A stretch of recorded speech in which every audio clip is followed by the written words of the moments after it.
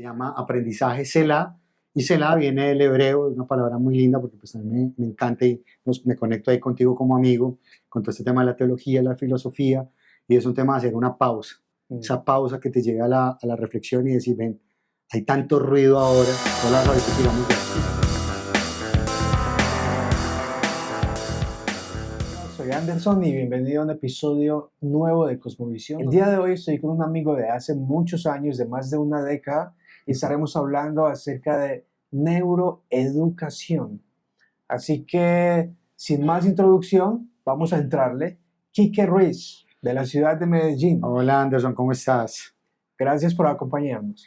No, es un placer estar aquí también con tu comunidad y obviamente también compartir este concepto, no solamente desde la neuroeducación como tal, que hoy vamos a entender mucho lo que significa el cuerpo que actúa, el lenguaje que piensa, la emoción que siente, sino eso llevado al tema organizacional, que es donde yo me desenvuelvo, y no solamente en la neuroeducación, frente al tema académico, básicamente desde ahí.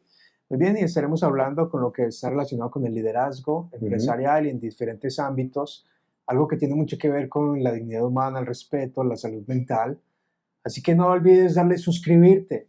No cuesta nada, es completamente gratis. Con esto me ayudas a que el algoritmo de YouTube nos disemine el contenido, muchas personas reciban estas cápsulas de aprendizaje y además puedes escuchar esta misma conversación junto con otras en Spotify, Apple Podcasts, en tu plataforma favorita. Así que bienvenidos. Quique, cuéntanos entonces, ¿qué tú haces? ¿A qué te dedicas? Listo, Anderson. Yo me dedico básicamente a facilitar, inspirar espacios de aprendizaje organizacional de una manera ágil, alternativa y experiencial. No a capacitar, a replantear un poco ese concepto de capacitar porque es un término muy transaccional. Más básicamente llevar un tema de aprender a conectar la inteligencia de nuestro cerebro, pero también la inteligencia del corazón. Eso lo hacemos desde ahí. Y pues este campo de la neuroeducación tiene que ver mucho con cómo se comporta el cerebro, cómo funciona, neurociencias, un tema también ahí del corazón que tiene que ver mucho con nuestra inteligencia del instinto y también todo lo que tiene que ver con la combinación de la pedagogía, el arte de cómo enseñamos. Yo ahí trabajo mucho el storytelling, el histrionismo, a veces me pongo de argentino ahí y muevo algunas cosas y bueno, juego ahí como con muñecos y conecto, digamos, con películas y bueno, combino un poquito de arte, de música, de teatro, de esas otras cosas que me gustan, y eso lo anexamos a un tema muy bonito y muy profundo que tiene que ver con la psicología, que es la conducta, el estudio del comportamiento humano. Bueno, definitivamente has hablado de muchísimas cosas en esas poquitas palabras que has dicho, y en este canal trato de hablar acerca de cultura popular y traer temas que a veces son académicos o algo perplejos, pero a través de la cultura popular. Bueno, en este tema de la educación has hablado palabras muy interesantes. Histriónico, ¿qué es eso?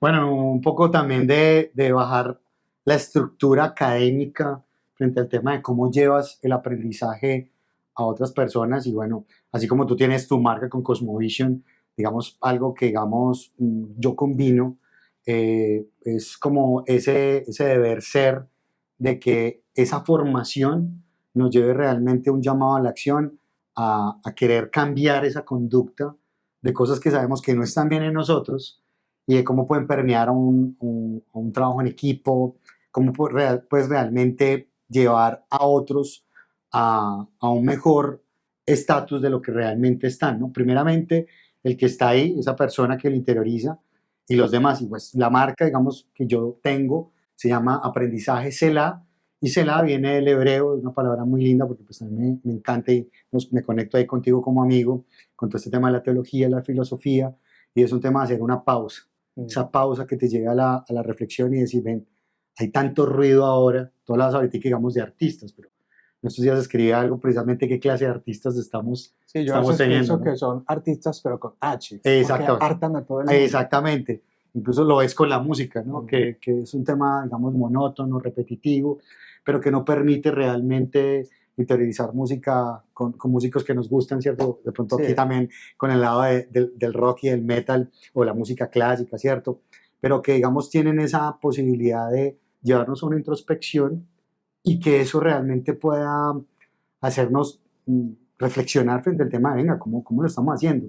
Es como generar más pensamiento crítico, Anderson, en las organizaciones que a veces nos cuesta porque estamos en una onda ahora de los coach, del tema de los influenciadores, y los pongo así entre comillas porque tiene que ver mucho como con unas cosas que son como muy gaseosas, muy de todo va a salir muy bien, el pensamiento hiper mega positivo, y pues realmente no es por ahí. Bueno, tú hablas hace un momento acerca de lo que es la conexión de la mente con el corazón. Sí.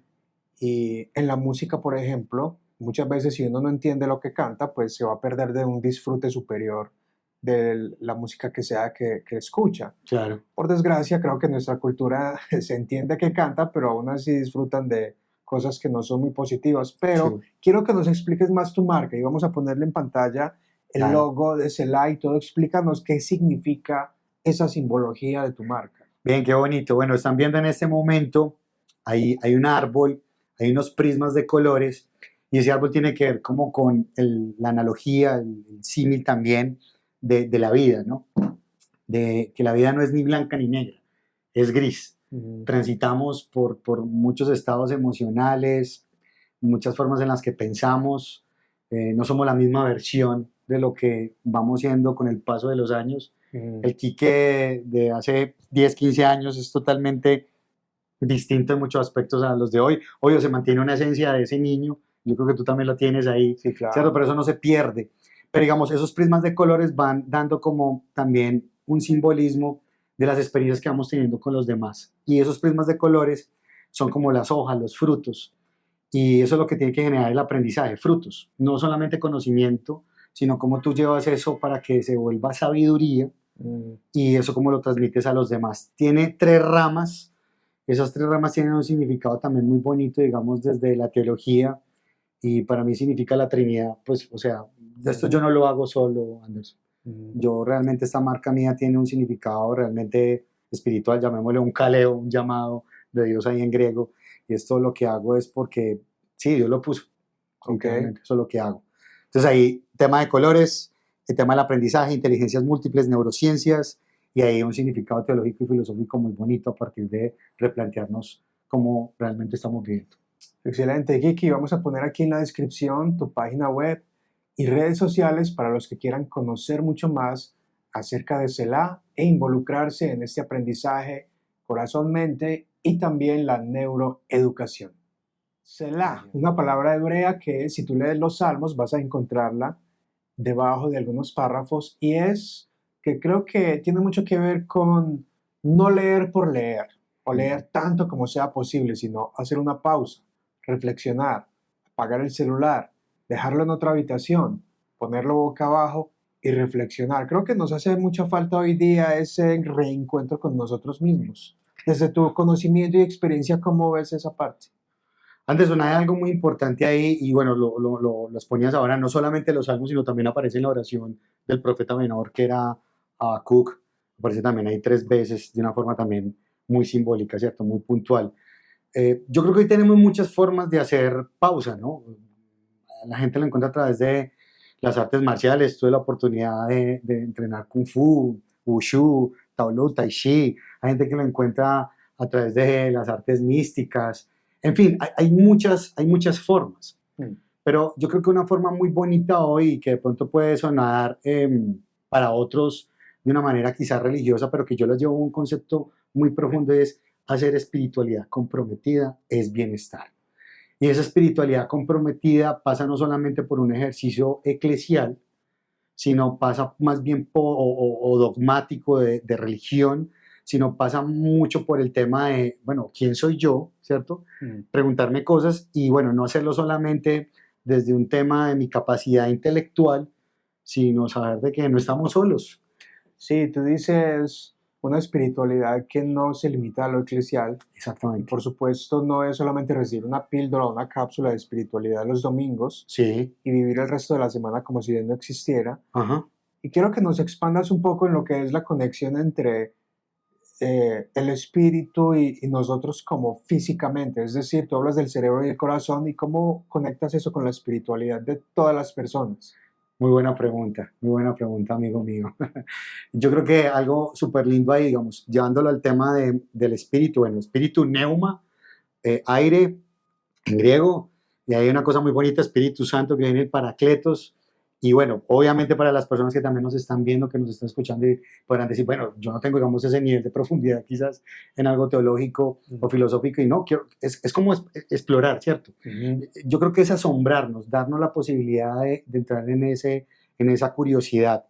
El Eterno, la vida, nos dio un cerebro, nos dio un corazón y nos dio entrañas. Y no tenemos solamente un cerebro, Anderson, tenemos tres. Tenemos uno diminuto acá del corazón. Tu corazón tiene más de 40.000 neuronas. Wow. Tus entrañas tienen 50.000 millones de neuronas y 86.000. 50.000 millones. 50.000 millones. Wow. Y la otra, 86.000 millones de neuronas. Entonces, es una cosa loquísima, donde tú tienes que aprender a conectar también tu instinto. No solamente la capacidad de raciocinio que tenemos. Y incluso, pues, lo lees en los textos bíblicos, ¿no? Mi corazón he guardado tus dichos para no pecar contra ti, Sí. ¿cierto? Todo el tema, digamos, de lo que significa cardia, ¿no? El corazón. Yo creo que hoy, gracias a las neurociencias, hay un encuentro muy bonito también con lo teológico y llevar, digamos, esto a las organizaciones, es decir, venga, el bienestar no solamente se transita porque yo lleve a mi equipo de trabajo, no sé, a un día de sol o les dé una bonificación porque cumplieron unos indicadores. Es como realmente los líderes y las personas alrededor de sus familias, de sus entornos, y esto le apunta a la salud mental. Y digamos, aquí en Colombia, 70%, Anderson, problemas de salud mental en nuestro país. ¿Cómo eso nos puede llevar también a ver otras miradas, ¿no? A tener otras perspectivas? No solamente el tema eclesial, ¿cierto? No, llevar ese espiritual mucho más allá, y que creo que, digamos, viéndolo a la luz de Maestro de Jesús, y que, digamos, lo vi ahora, hace poco terminé de ver una serie muy interesante en Netflix, que es The Chosen, y es como ver ese Jesús que camina y transita en el día a día, en la cotidianidad de cada uno de nosotros. Entonces, como llevar también eso. O sea, si llevan el yin yang y llevo la velita, el feng shui, ¿por qué no puedo llevar también la espiritualidad de un Jesús que se ha manifestado también en mi vida, en mi esposa, en mis hijos, en mis amigos, y transitar en eso? Vamos a regresar a ese punto. Dale. Pero me recuerdas que en Job y en los Salmos, más que todo traducciones antiguas, hablan de mis entrañas. Sí. En ocasiones parece que en el pensamiento hebreo es equivalente al corazón. El autor Malcolm Gladwell, de Blink, autor de Blink y de Outliers, Sí. que son libros que Barack Obama los utilizaba mucho como referencia para sus discursos y para el lenguaje corporal, habla mucho de la intuición. Sí. La intuición. Y tú hablabas de la intuición. Sí. Creo que la intuición no es fácil de identificar en cada individuo y de saberla asociar. Por ejemplo, si tú vas a comprar algo, tú sientes que no te da confianza o el vendedor o el producto. Sí. Hay una intuición ahí, pero que no siempre la discernimos. Así es. Expándenos un poco sobre ese tema. Bueno, bien, interesante. Tratas algo muy bonito porque, ojo, que hay una intuición de la inteligencia de tu corazón, que eso lo habla un autor, un libro recomendado, La vida secreta de tu mente, de Mariano Sigman, que es un neurocientífico argentino, y él habla de esas corazonadas. Y esa otra intuición de la que tú estás hablando, tiene que la intuición del cerebro, ¿cierto? Que eso sí ya entra en otra parte, pero que tiene que ver mucho con ese cerebro instintivo. Entonces tenemos un cerebro trino, estas neurociencias básicas, pero siempre hay que explicarlas. Esto lo hablaba un psicólogo que llamaba Paul McLean, un psicólogo norteamericano. Entonces tenemos nuestro cerebro, está partido como en tres secciones. Entonces tenemos acá nuestro cerebro reptiliano instintivo, ¿cierto? Entonces, ejemplo, ¿quién te enseñó a respirar? Pues ya lo haces por capacidad. Incluso tú que eres súper pro vida, cuando está el baby, ¿cierto? Ahí dentro del vientre de mamá, ¿quién le enseña a comer, a respirar? Ya, increíble. Desde la concepción. Ahí he escuchado una de tus conferencias ya, desde la concepción. Pues ahí ya, increíble, ¿no? Es increíble. Tan cerebro límbico, emocional, percepción no consciente. Tiene que ver con todo el tema de lo emocional, ¿cierto? Que es súper potente. Esto tiene que ver con el inconsciente. Cerebro límbico, emocional, subconsciente. Y tenemos el prefrontal, neocortés, que se va desarrollando con el paso del tiempo y es el más, digamos, el más actualizado en ese proceso, digamos, evolutivo de nuestro cerebro. Y tiene que ver con lo lógico racional. 3 más 2, 5, capital de Colombia, Bogotá, río más largo, Magdalena, ¿cierto? ¿Cómo entender eso frente al tema de la capacidad del instinto? Hoy, gracias a un instituto que se llama el HeartMath Institute en Estados Unidos, del cual, digamos, yo hago parte, hay un tema de un análisis por más de 35 años de estudios a partir de la inteligencia del corazón de esas 40.000 neuronas. Y es comenzar a reconocer a partir de la respiración cómo esa inteligencia del corazón está ahí. Es algo que se nos ha sido entregado. ¿Quién lo dio? Pues el dador de la vida, ¿cierto? En este caso, Dios, ¿cierto? Entonces Dios nos da una inteligencia del corazón, ¿cierto? Okay. Entonces es algo muy profundo. Incluso te das la oportunidad de estudiar el Salmo 119. Digamos, esto a temas teológicos muy bonitos. Tuve la oportunidad de estudiar en este trasllegar, digamos, con mi marca, todo un año el Salmo 119, y te vas a dar cuenta que todo el alfabeto hebreo, Aleph, Dalef, Ef, cada una de esas palabras tienen referencia con el corazón, y es muy profundo. Incluso, por acá traje un libro muy recomendado, se llama Resiliencia desde el corazón de Greg Braden, que es un geólogo norteamericano que nos va explicando, digamos, históricamente, cómo en culturas súper ancestrales siempre el corazón ha significado cosas muy profundas para la toma de decisiones. Yo creo que hoy, fuera de la inteligencia artificial, es aprender a conectar nuestro cerebro y nuestro corazón ambos. Porque a veces tenemos mucha capacidad de raciocinio, pero no hemos aprendido a convivir, ¿no? Eso lo decía Martin Luther King Jr., ¿no? No hemos podido aprender a convivir como hermanos, ¿no? ¿Qué tal si le damos la oportunidad a ese instinto también del corazón, que es esa voz que a veces nos dice, hey, hacelo por acá, pero a veces la negamos, y distinguirlo, discernir, nos cuesta, porque creemos que eso es nuestra capacidad intelectual. Sí, interesante lo que dices, la capacidad de raciocinio, pero sin la otra parte. Así es. Así que quiero que nos hables más acerca de eso y nos expliques lo más fundamental. Quique, Sí. ¿qué es una neurona? Bueno, una neurona, desde la neuroeducación organizacional, es una conexión viva. Pues es una célula que hace parte de nuestro sistema nervioso central, y lo único que busca realmente es conectar. La cosa es cómo conectamos, porque todo el tiempo transitamos entre la rutina y la monotonía, o a veces ese crear nuevos hábitos. Y yo creo que, digamos, la oportunidad que tenemos que darle hoy a esa espiritualidad comprometida, que es, digamos, como ese marco de referencia que estamos manejando acá, de cómo puede uno combinar este cuento de neurociencias y teología, y cómo, digamos, obvio, hay otros facilitadores, consultores que combinan o hacen una sinergia a partir de sus conceptos o sus experiencias de vida académicas. ¿Cómo la podemos llevar, digamos, como la fuente, ¿no? Y yo digo que aquí la fuente es, venga, ¿qué tal si miramos un poco más al cielo, ¿no?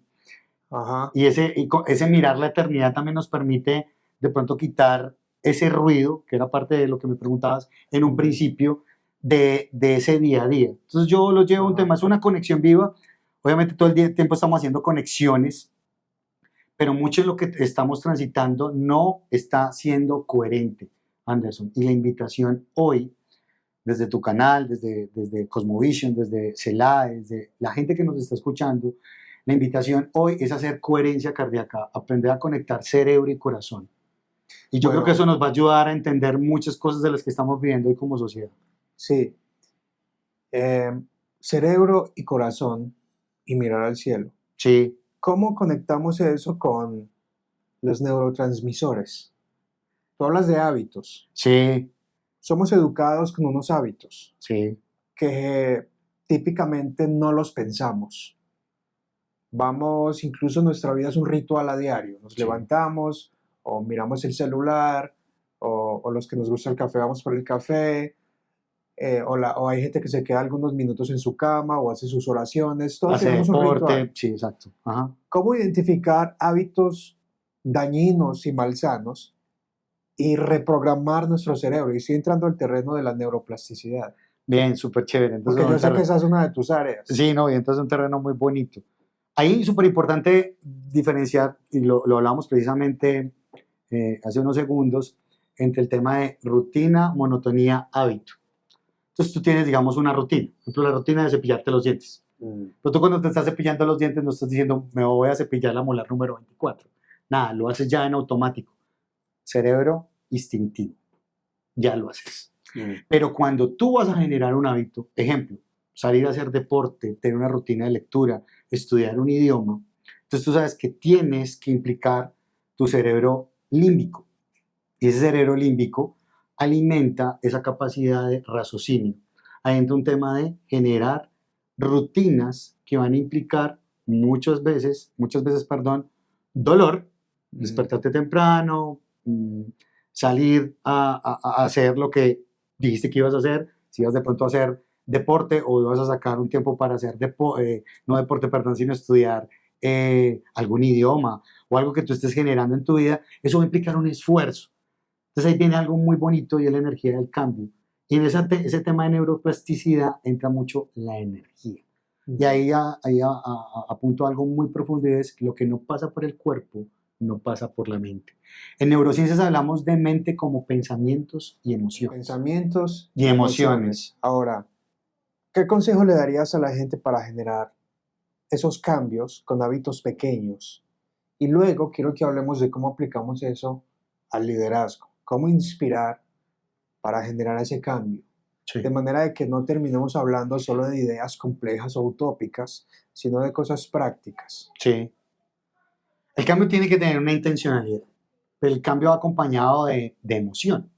Fíjate que muchas cosas que cambiamos en la vida, unas fueron por iniciativa propia, ¿cierto? Fue algo que tomaste la iniciación. Entonces, tú dijiste, quiero aprender a hablar inglés. Entonces, ejemplo, aprendiste a hablar inglés escuchando Metallica.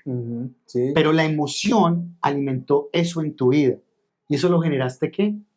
Un hábito que después se volvió una rutina. Y esa rutina ya se vuelve algo automático. ¿Sí me entendés? Instauras. Se vuelve parte de la vida de uno. Parte de la vida. Pero el consejo es, ¿qué alimenta muchas veces el cambio en tu vida? ¿El miedo? El miedo es una emoción necesaria.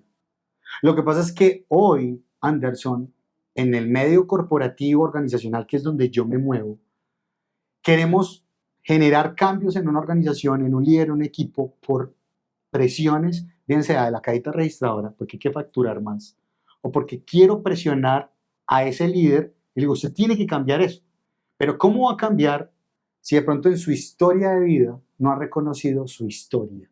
Bueno, es que sí, tremendo eso porque de ahí es donde viene la filosofía del pragmatismo. Ajá. Si funciona, está bien. Está lo bien. que importa son los resultados. Así es. Pero el problema es que el mundo de hoy, el ser humano está tan bombardeado, tan recargado, Sí. que me parece a mí que el ser humano no estaba preparado para tantas cosas. El smartphone, el internet de super velocidad. La inteligencia artificial que ahorita hay todo el boom. Exactamente. Todas las ideologías que se vienen promoviendo por todos los medios, Sí. guerras, rumores de guerras, tantas cosas. Y el líder, a ver, también no podemos ser implacables con el líder, que se supone que el líder tiene que estar sano emocionalmente. Sí. Y en ocasiones una persona quebrada, ¿cómo puede dar? Sí, hablas de algo muy profundo y es también ahí interiorizar y ahí nos volvemos pragmáticos y ¿qué es un líder, cierto? O sea, ¿qué es un líder? Sí, sí. Que ahí tú sabes mucho también de eso. Yo me voy a conectar, pues, ahorita vamos a hablar del señor Maxwell, pero vamos a centrarnos por acá, vamos a meter ahí un poco en este campo de liderazgo desde ese pragmatismo, pero a partir del porqué de un autor que me gusta mucho que se llama Simon Sinek. Y Simon Sinek tiene 3 libros súper buenísimos que se llaman La clave está en el porqué, encuentra tu porqué y empieza por tu porqué. Entonces, ¿tu porqué? ¿Por qué quieres cambiar? Entonces, claro, puedo recibir la instrucción del CEO de la compañía que le dice de pronto al director financiero, hey, necesitamos cambiar esto, porque necesitamos movilizar estos indicadores, etcétera, y necesito que tu gente esté de esta manera. De pronto por miedo, él dice, tengo que hacer esto, pero sí lo está viviendo el cambio. El por qué. Exactamente, entonces entender el por qué, el propósito es muy importante. Entonces tú decías, consejo. El consejo que le doy a las personas que nos están escuchando, que nos están viendo, es ¿por qué estás viviendo? O sea, no solamente me levanto todos los días a trabajar, estudiar, porque tengo que cumplir con unos requisitos, tengo que pagar unas cuentas, tengo un esposo, unos hijos, un perrijo, un gatijo, voy a una iglesia, si me voy a ese campo, digamos, religioso. Venga, ¿cuál es el propósito? ¿A qué estoy llamado realmente? Me haces acordar de lo que decía Viktor Frankl, que todo el que tiene un porqué encuentra un cómo. Un cómo. Bueno, realmente no sé si eso viene de Friedrich Nietzsche. Así es. Pero todo el que tiene un porqué encuentra un cómo. El problema es que tú sabes que soy papá homeschooler. Así es. Y una de las cosas que he identificado en este proceso es Porque cuando un niño pregunta por qué, por qué, por qué, el adulto se impacienta Así es. y prefiere que el niño no pregunte por qué. Ujú. Incluso el vocalista de Iron Maiden, Bruce Bruce Dickinson, Dickinson, él tiene un libro llamado ¿Qué hace este un botón? montón. La importancia de preguntar el por qué. Así es. El porqué es muy profundo y no solamente aplica al tema organizacional desde la perspectiva que escuchábamos ahorita, que digamos de Sinek, ¿no? Él dice, el liderazgo son tres formas. Es una forma de pensar, una forma de actuar y lo más importante, una forma de comunicarnos. Las formas, Anderson. Con lo que tú decías, pues tú eres papá homeschooler, yo pues también todo este tema de educación alternativa nos conecta a muchas cosas. Y claro, yo tengo, digamos, a mi hijo en un colegio de educación alternativa. Digamos, ahora mi hijo, el mayor, Juan José. Alternativa, no se refiere al rock alternativo. Sí, no, nada, no. Aclararle a todos los que, digamos, todo este tema de pedagogías alternativas es una invitación, digamos, a salir de lo convencional, ¿no? Como replantearnos las cosas, salir de esa matrix y pensarnos de que las cosas no tienen que ser solamente A más B igual a C, ¿cierto? Yo, digamos, a veces cuando la gente me pregunta la profesión, y bueno, ¿y tú qué eres? Entonces la gente piensa que soy antropólogo, filósofo. Y yo, no soy ingeniero, pero no soy un ingeniero tan cuadriculado. Y es que es como nos estamos pensando la vida, ¿cierto? Entonces, eso que alimenta el cambio tiene que ver mucho con nuestras formas, las formas en que fuimos educados, en las que nos domesticaron, los traumas, Anderson, en los cuales hoy día también, sí, todo este tema de cómo entendernos, el trauma, la herida emocional, que habla muy claramente este psiquiatra que admiro mucho, que se llama Gabor Mate, que tiene un libro súper bonito que se llama El mito del yo, y es entender nuestras heridas, ¿cierto? Yo creo que esto que, digamos, yo llevo a las organizaciones, digamos, el plus y las personas que nos están escuchando, es darte la oportunidad de no aplicar algo por alguien que estudió algo y simplemente está vertiendo el conocimiento de lo que aplicó. Eso es conocimiento, pero cuando tú tienes sabiduría es porque lo has vivido, lo has transitado. Y eso te da una propiedad de decir, oiga, lo estoy viviendo, ¿cierto? Sí, son dos cosas muy diferentes. Ajá. Y por eso dicen que yo a veces me siento aludido. Los que enseñamos es porque nunca logramos nada. Solo transmitimos conocimiento. No es del todo cierto, porque la experiencia de cada uno le permite procesar de cierta manera no solo la información pragmática, sino algo que se convierte en sabiduría, es saber cómo aplicar aquello. Y fíjate que hace un tiempo estuve con una terapeuta, yo acabo de cumplir 40 años. Y bienvenido al club de los 40, ya 44. Estamos apenas empezando a vivir, porque son 40 años de experiencia. Así es. Ahora, supongamos que tengamos otros 40, podemos dar lo mejor. Así es. Pero lo que quiero compartir es que en cada década logré identificar áreas de influencia en mi vida y me ayudó a identificar expectativas que yo tenía y a procesar cosas. Ahora, como ese librito, no sé si lo conoces, El Caballero de la Armadura Oxidada. Sí, es un libro que pone mucho en la parte, digamos, académica de ingeniería, se pone mucho en el área de emprendimiento. El tema de enfrentarse a uno mismo y mirarse al espejo, sí. Creo que es desafiante, ¿o qué? Sí, digamos en el librito, ese es de Sharma, ¿no? Robin Sharma. No, ese es de Robert Fisher. Robert Fisher, perdón. Uno va entendiendo que a uno deberían enseñarle en la vida, primero cómo funciona tu cerebro, cómo funciona tu corazón, cómo funciona tu cuerpo. Nosotros nacimos en Occidente, entonces nuestro cuerpo es muy satanizado, ¿no? Entonces, sí, el viejo neoplatonismo. Exacto. El cuerpo es malo, el espíritu es bueno. Y entonces nuestra experiencia de fe y hablar, digamos, en las organizaciones de espiritualidad comprometida puede verse como, oiga, nos van a llevar al sacerdote para que nos saque los demonios y nos echen agua bendita, o el pastor para que nos eche aceite, ¿cierto? Y nos unjan. No, la espiritualidad comprometida es bienestar, implica esa mirada introspectiva profunda. O sea, ¿cuál es el propósito? Fíjate que yo visito muchas organizaciones, muchas pymes, organizaciones grandes, multinacionales y demás. Yo veo, hay una diferencia grande cuando vas a una pequeña, mediana empresa que no tiene un propósito. Puede tener la misión, la visión, la política de trabajo, lo que hacen que tú ves esos cuadritos de pronto a veces muy lindos colgados en las organizaciones, pero no hay un sentir a partir de lo que hacen. Entonces, claro, la gente va por un buen salario, porque de pronto hay un tema de un salario emocional muy bonito. Hay una palabra en inglés muy bonita que se habla mucho a nivel organizacional, Anderson, y es engagement. ¿Cuál es tu engagement? ¿Cuál enganche. es sí, el enganche, el compromiso? Y el compromiso no solamente parte del empleador con el empleado, sino cómo el empleado se siente también parte de eso. Y todos somos líderes de nuestras vidas, Anderson, porque fíjate que nosotros llevamos de pronto este aspecto, digamos, en Latinoamérica. No es que allá está el jefe. Una cosa es el jefe, otra cosa es el líder, ¿cierto? Entonces, digamos, tú lideras tu vida, tú eres líder, ¿cierto? Como ser humano. Y fíjate lo que decías tan bonito. He venido distinguiendo. Pues es un proceso muy profundo. O sea, muy poquitos amigos que yo tengo me dicen, he analizado mi vida durante... ¿Sí me entiendes? Es una capacidad muy profunda de mirarnos. Habrá personas que dirán, estos locos están hablando de cosas muy como muy, de pronto lo verán muy esotérico, muy estoico. No, es como yo realmente tengo una vida con propósito y eso yo creo que nos da un nivel de conciencia muy alto, un nivel de compromiso no solamente conmigo, con los que me rodean, sino también con los demás. Y yo creo que eso es lo que nos falta como sociedad, ¿cierto?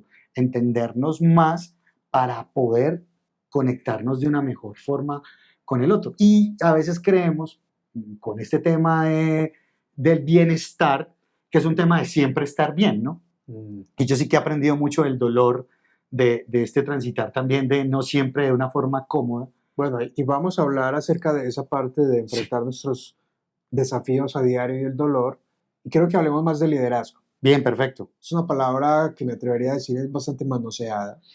Es decir, ser un líder tiene mucho que ver con una cosmovisión que desafortunadamente para nosotros los latinoamericanos o pensamos en un dictador militar, un caudillizo, o en un capo. Así es. Porque incluso tú llegas a una organización y hay personas que dicen, ¿quién es el encargado? ¿Quién es el jefe? ¿Con quién puedo hablar? Exacto. Es ese pensamiento de jeque, de pluma blanca. Así es. Pero eso no es liderazgo. En un jefe no es un líder. John Maxwell, que le llamo yo el gurú del liderazgo, es un poeta. Así es. Es un autor de un sinnúmero de cantidad de libros. Es una autoridad en el mundo a partir del liderazgo. John Maxwell lo define como influencia. Y en uno de sus libros, creo que es uno de sus libros básicos, Desarrolla el líder que hay en usted, él habla de que todos somos líderes. Cuando estamos en casa, el niño se despide, ya fue influido o influenciado, como se diga, por sus padres. Sí. Esa influencia el niño se la va a llevar a la escuela.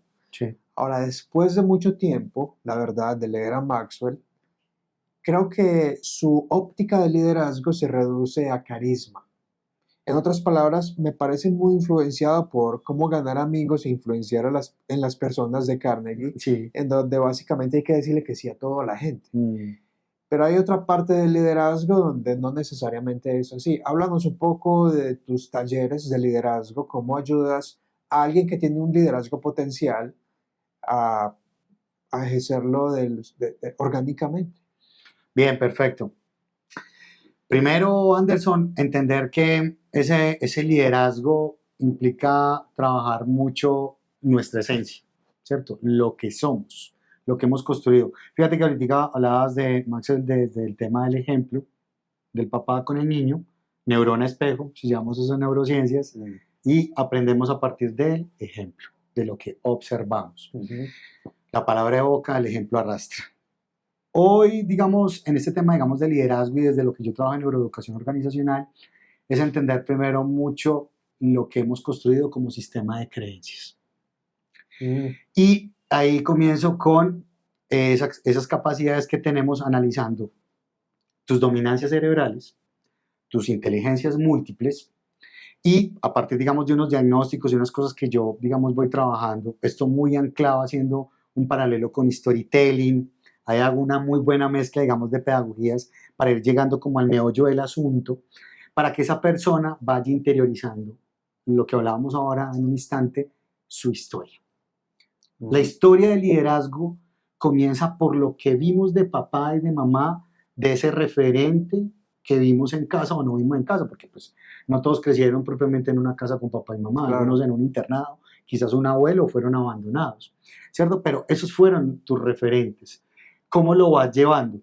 Y digamos ahí yo soy muy de esta onda de de ir recopilando. Yo también, obviamente, tú aprendes en este ejercicio, digamos, de enseñar, pues aprendes de maestros, pero vas, digamos, como también haciendo, digamos, tu pedagogía, tu andragogía, que tiene que ver mucho con el arte de cómo le enseñas a los adultos. Y ahí, digamos, yo entro a ver esos referentes a nivel, digamos, de neurocientíficos. Sigo un autor muy, admiro mucho, que se llama David Rock, del Instituto de Neuroliderazgos de los Estados Unidos, un hombre muy especial, que habla de unos conceptos muy bonitos de cómo reconocer eso que acompaña a cada ser humano desde, vuelvo y te digo, desde su historia, su ADN, ¿no? Entender eso, no solamente su pensamiento, sino su cuerpo, los valores que lo acompañan y dar como esas herramientas. Hablabas ahorita, digamos, del carisma. Sí, claro, un líder debe ser inspirador. Si el líder no inspira, no hay nada. Hay un jefe, pero si no inspira, no hay nada. Pues si yo le digo a mi equipo de trabajo, es que ustedes tienen que leer, pero si yo no leo, pues, ¿cierto? Ahí hay como un cortocircuito. Entonces, va mucho el tema de cómo yo llevo ese ejemplo al otro si yo realmente estoy viviendo y estoy sintiendo eso. Y ese líder todo el tiempo tiene que ser un inquieto por tener conversaciones incómodas, un inquieto que se está replanteando la vida, un inquieto de cómo está conectando con los demás y por sobre todo cómo está llevando su vida, porque pueden haber personas muy lindas con esa capacidad, digamos, de hablar muy elocuentemente en la organización, pero de pronto en su casa son totalmente Y la la pregunta incoherencia. es, ¿por qué ser un buen líder e influir en la gente si al fin y al cabo son tus empleados? La cosa es cómo los miras, ¿cierto?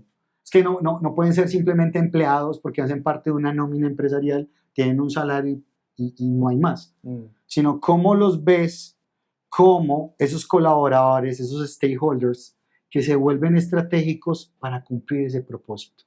Bueno, y eso, para que vamos cerrando esta sección de liderazgo, me parece que la generación centennial es muy volátil. Se habla de que no duran mucho tiempo en las empresas o en los trabajos, tienen dificultad de concentrarse por su adicción al celular, lo reconozcan o no, por su habilidad de concentración. Incluso esto lo decía Neil Postman en un libro que se llama Entretenidos hasta morir, en donde antes la gente se concentraba hasta 4 y 5 horas en un discurso presidencial, pero hoy día todo es un show. Y la inmediatez. Con la llegada de la televisión, la radio, la internet, y si no te concentras en 30 o 60 segundos, estás perdido. Sí. ¿Cómo liderar ahí? Listo, liderar ahí se entiende primero, vuelvo y te digo, entender cómo funciona nuestro cerebro, nuestro corazón, entender cómo funciona nuestro cuerpo, ¿cierto? Nosotros no solamente somos una psique a partir de raciocinio. Joseph Ledoux es un gran neurocientífico, tiene un libro muy lindo que se llama El cerebro emocional, y él dice, la emoción es más potente que la razón. El cerebro, básicamente el 85% es instintivo emocional, Anderson. Es increíble. Si no ponte a pensar cuando tú escuchas tu canción favorita de Metallica, lo que te genera, ¿cierto? Cómo puede movilizar cosas, ¿cierto? Entonces, ¿a dónde voy con este tema, digamos, de los colaboradores, del liderazgo? El liderazgo nos tiene que llevar mucho a entender cómo nuestras conductas se están llevando con nosotros mismos para ser ejemplo de otros. Yo creo que no necesitamos más normatividad. Fíjate que cada año nos inventamos cosas, o incluso tenemos la inteligencia artificial, entonces digamos, las empresas ahora están con el boom de la inteligencia artificial, y yo utilizo la inteligencia artificial también para apalancar procesos de formación, y hablo con otros colegas con los cuales, digamos, transitamos todo este tema de movilizar indicadores de gestión, etcétera, pero es como la inteligencia artificial suelta no hace nada. O sea, la inteligencia artificial la tienes que llevar a un tema de neurociencias, porque son herramientas que tenemos hoy en día. Sí, al final de cuentas, tú hablabas de que todos tenemos valores, un sistema de valores. Y eso conecta con la espiritualidad y el liderazgo, porque seamos ateos, evolucionistas o lo que sea, todos tenemos unos valores. Así es. Y esos valores forman una cosmovisión, una estructura mental, y va a influir en nuestro liderazgo.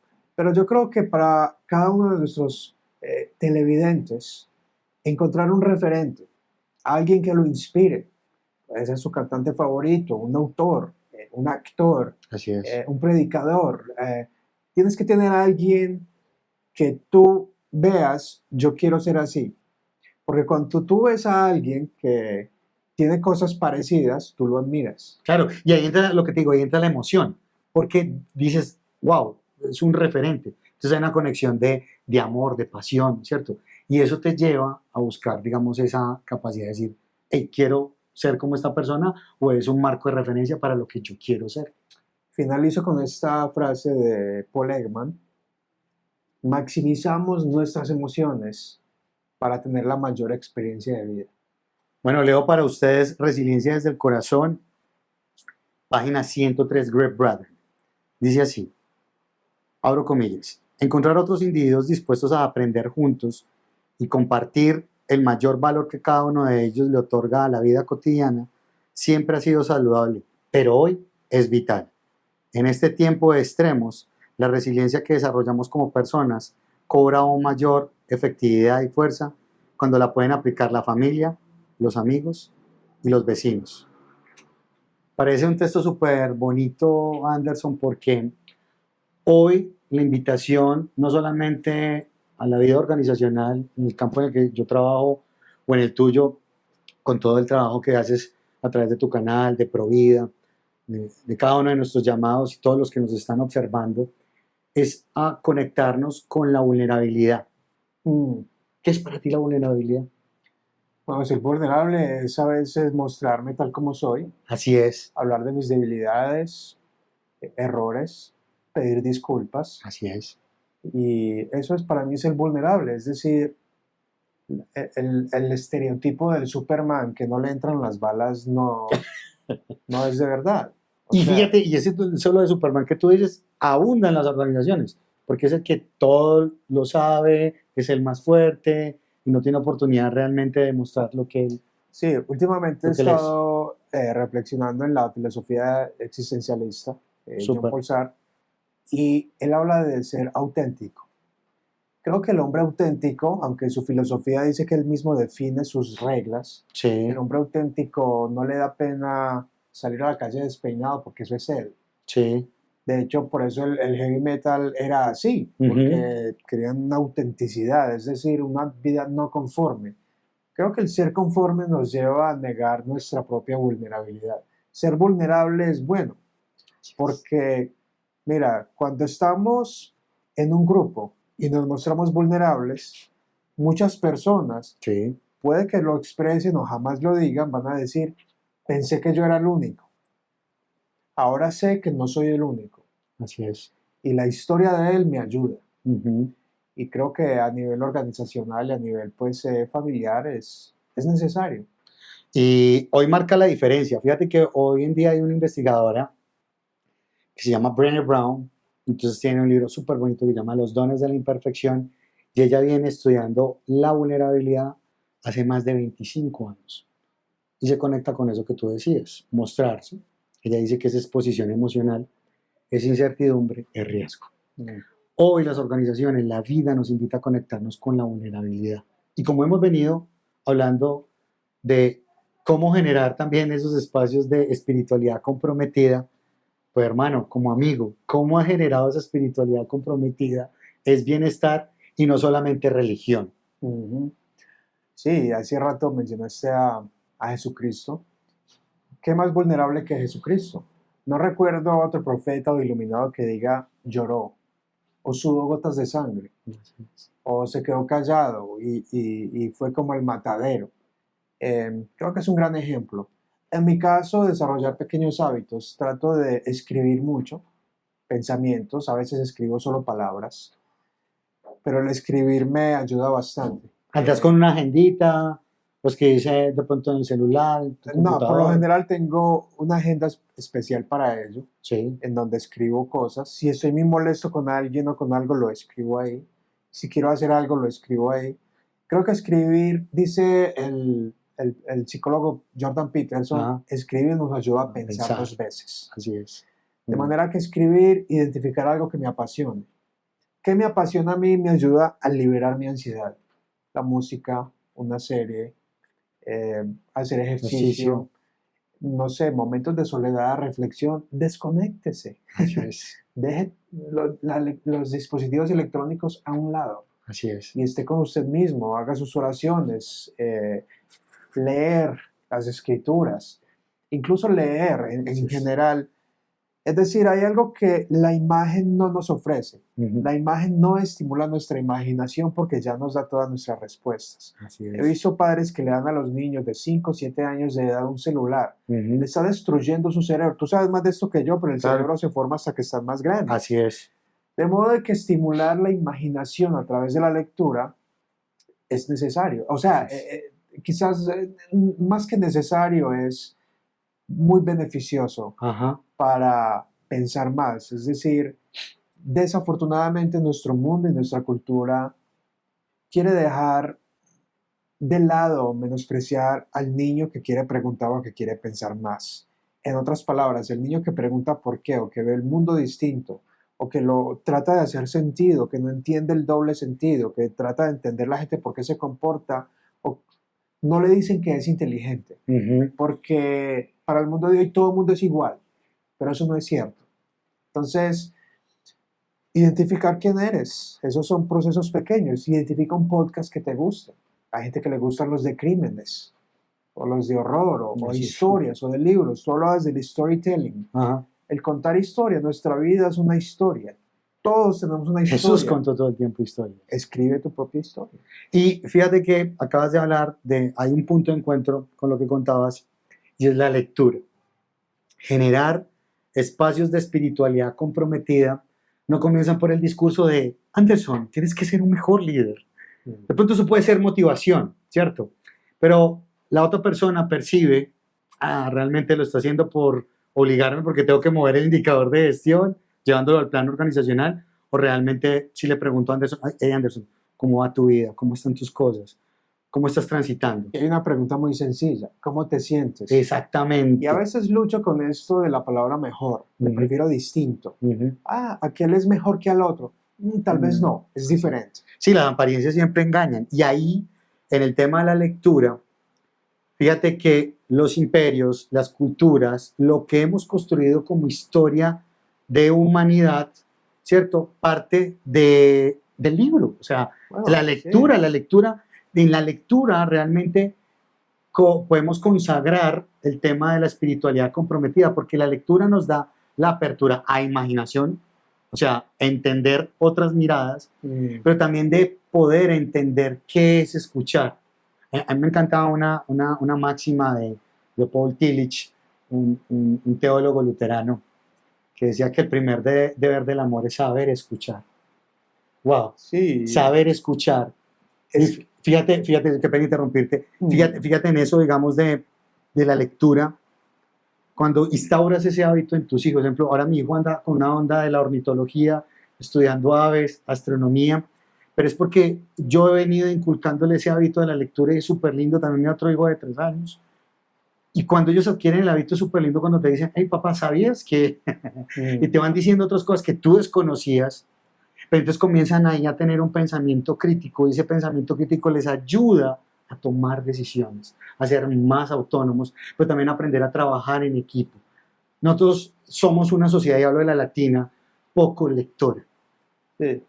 Sí, y cuando un niño le apasiona la lectura y se enamora, aprende a escribir mejor, y aprende a hablar mejor. Así es. Cuando la gente lee, habla como si estuviera leyendo. Incluso los discursos son como si estuviese leyendo. Así es. El lenguaje se construye a través de la lectura y necesitamos incentivar más la lectura, identificar qué lectura te gusta, una lectura fácil, no tienes que empezar con una lectura difícil. Encuentra algo que tú entiendas, tampoco es la cantidad. De nuevo, puedes leer una página y reflexionar, raya los libros. Yo soy de rayar. Yo también, igualmente.